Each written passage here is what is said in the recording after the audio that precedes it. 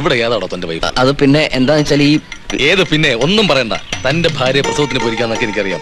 പിന്നെ ഏതാടോ ഇപ്പൊ കൂടെയുള്ള വൈഫ്?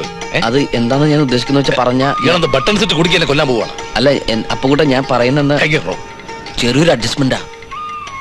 എന്ത് അഡ്ജസ്റ്റ്മെന്റ്? അത് അപ്പുക്കുട്ടനോട് പറഞ്ഞാൽ മനസ്സിലാവുമെന്ന് എനിക്കറിയില്ല. പറഞ്ഞു നോക്ക്.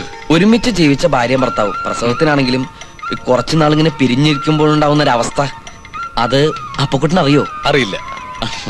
ആ അവസ്ഥയ്ക്ക് പരിഹാരമാണ് ഈ ഒരു അഡ്ജസ്റ്റ്മെന്റ്. ഏതാ ഈ അഡ്ജസ്റ്റ്മെന്റ്?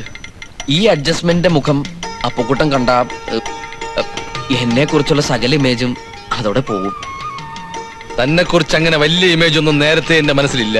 ആ സ്ഥിതിക്ക് താനിപ്പോ ഒരു പുതിയ ഇമേജ് ഉണ്ടാക്കാനും പോണില്ല. ചായ ഞാൻ വേറെ ഹോട്ടലിൽ നിന്ന് കുടിച്ചോളാം. പിന്നെ ഒരു കാര്യം ഞാൻ പറഞ്ഞേക്കാം, ഈ അഡ്ജസ്റ്റ്മെന്റിനെ കൊണ്ട് അങ്ങോട്ടൊന്നും വന്നേക്കരുത്. ഇത് ഇവിടെ തന്നെ അഡ്ജസ്റ്റ് ചെയ്തോണ്ടാ മതി. ഞങ്ങൾ കുറച്ച് അന്തസ്സുള്ളവർ താമസിക്കുന്ന സ്ഥലം അത്. രേണുങ്ങനെ അറിഞ്ഞോണ്ടല്ലോ നിന്നെ ആ പഠിക്കാത്ത കയറാൻ സമ്മതിക്കില്ല.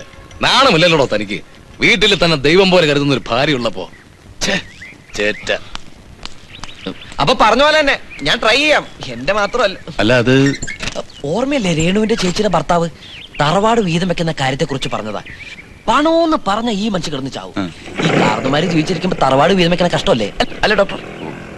അതൊക്കെ ഭയങ്കര ഒരു കഷ്ടമില്ലെന്നേ. കാർന്നുമാര് ചാവാൻ പോണല്ലേ?